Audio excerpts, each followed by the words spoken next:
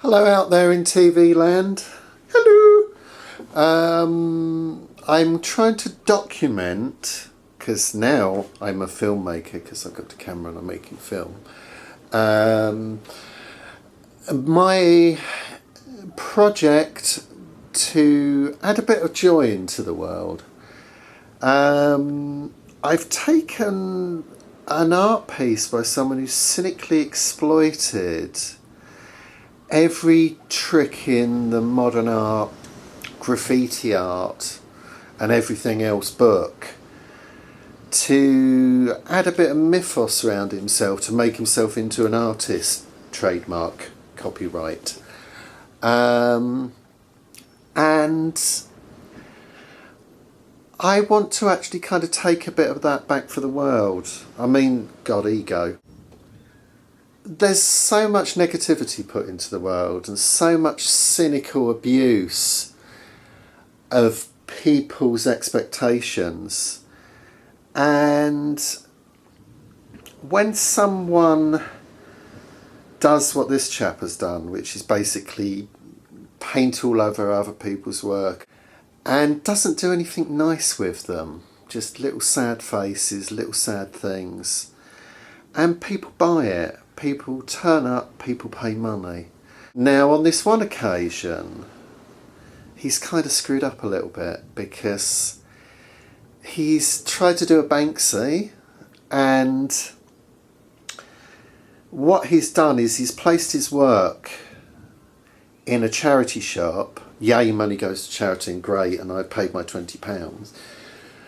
But he's run it concurrently with one of his exhibitions, and there's a great similarity to the way Banksy put a stall in New York of all his stuff up and let people walk past it in a kind of attempt to challenge people on what they perceive as art and what they don't. And when it was done once, yeah, great idea, you know, some people were a winner.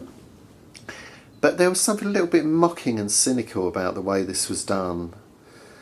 And I think with something like this, it needs to be cleansed, to given some kind of joy back to the world, just to kind of take it back for the people who actually see a thing and like it.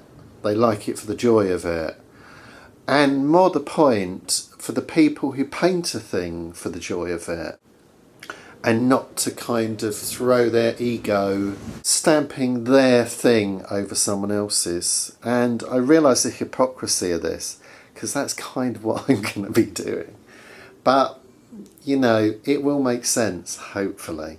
Right, here in this bin bag is the painting that I purchased. As you can see, it is an oil painting that someone has created, probably with a lot of love and a lot of joy. Someone probably went to evening classes, they went out and got themselves some paint and painted themselves a little vase full of flowers. You know, it's very basic, but it looks like it was probably hanging on someone's wall for a fair few years and they loved it. Now, whether that person died, whether that person got to be a better artist and made better ones and didn't value this as much, or whatever it is, it's been turned into something else. But unfortunately, what it's been turned to is actually worse than what the original was. You know, and the original probably took that person a good few hours to do, maybe longer. You know, they might have gone every week for a whole term or something. But what this person's done, you could read the name there, but I'm not going to mention it, has spent, 15 seconds drawing sad little faces on it, and then that is now his art. He's claimed that for himself. So what I'm going to do is actually spend a little bit longer and actually hopefully make it better. I'm not arrogant enough to say that, but I will try and we'll see what happens. Now the first thing I'm going to do is ritually cleanse this piece of work, because I just think it's got so much bad vibes around it now that it just needs a bit of love. We're going to select some jolly stuff to watch while I paint over it. The whole thing of this is I'm going to try and infuse this with a bit of love and a bit of joy. So obviously not the Texas Chainsaw Massacre. Right, I'm starting here with adding a little bit of bear love to this painting. It looks like it needs a bit of love back to it, and it don't look like it's had much for a while. In fact, it looks like it's been a little bit abused because it's all a bit sad looking. So this bear here I found in the charity shop. He had no stuffing, no ears, and he was sitting sad in the rain. And I took him home, stuffed him, gave him a new smile, gave him a new nose, put ears on him, put little bells in his ears, put new paws on him, embroidered the paws, and now he's loved, and a bit of that love hopefully is soaking into the painting. I'm worried a bit of the kind of negativity might soak back, but hopefully he's got a lot of love to cope. Okay, so that's the first thing I've done. One thing needs to be done to this before anything else does, and that is this. Now I'm sure to some people this is probably worth quite a bit of money. I paid 20 quid for it, but I think the whole project of it was that, you know, they could have paid a load of money in the gallery round the corner, but here in the junk shop it's worthless. Or is it? Ironically, it's probably taking longer to actually get this off than it did to actually draw the thing. But there we go.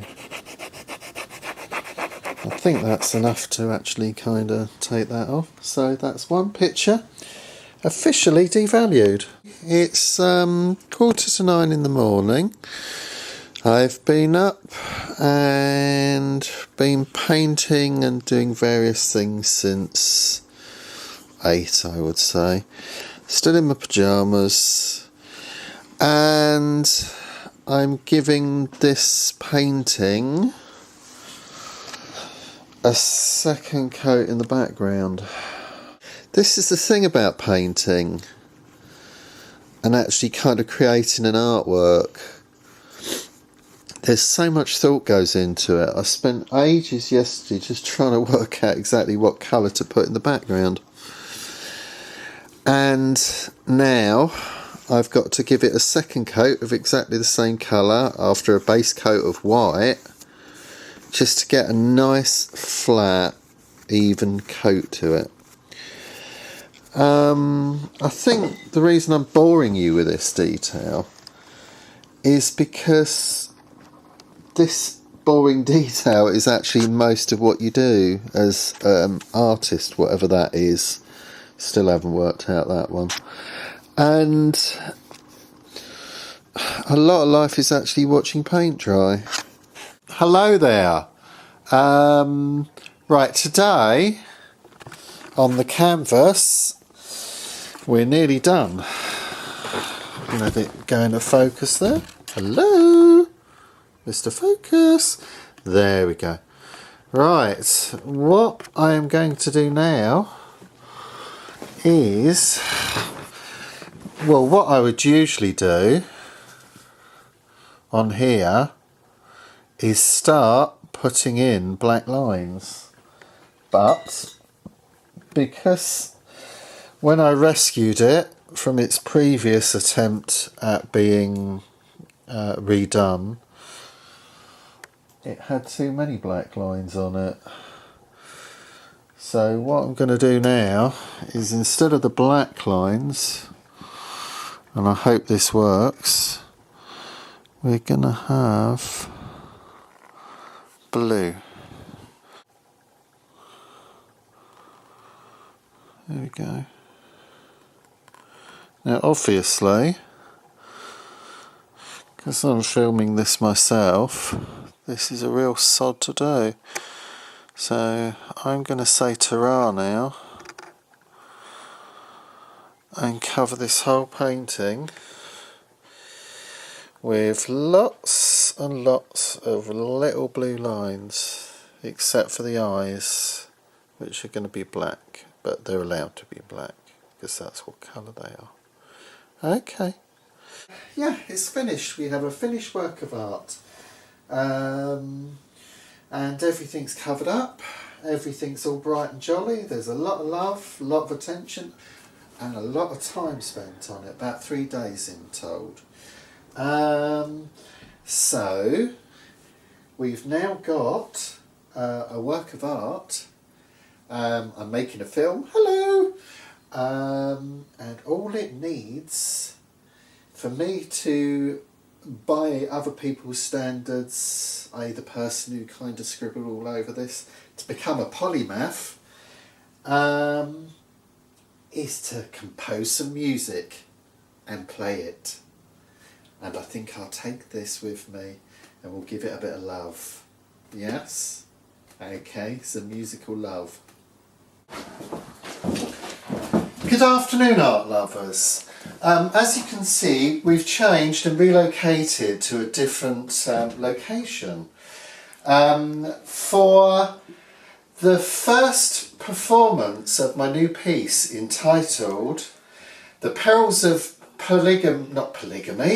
The Perils of Polyphony, or Proclaimed Polyphony, see, I can't even pronounce it, in a world of the internet and quick and easy research. Or, to give it its alternative title, It Ain't That Good Though, Isn't It, eh? Okay, now I want quiet and I want appreciation, because this is serious stuff, this is art. Right, just do my exercises. Okay, limber up my fingers, these are fine tools.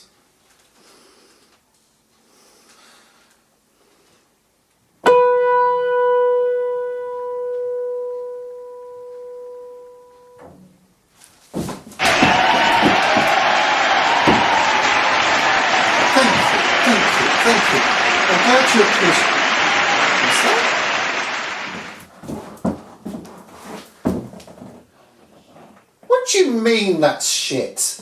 That's not. That's quality art, that is. No, it is proper music. I swear, that is proper music, that is. What do you mean? Ladies and gentlemen, it seems that my painting has developed a life of its own. I've given it too much love and attention. And so now it requires not my excellent skill, but that of a proper pianist. So to play you out, I will get a mystery guest pianist to play for you, okay?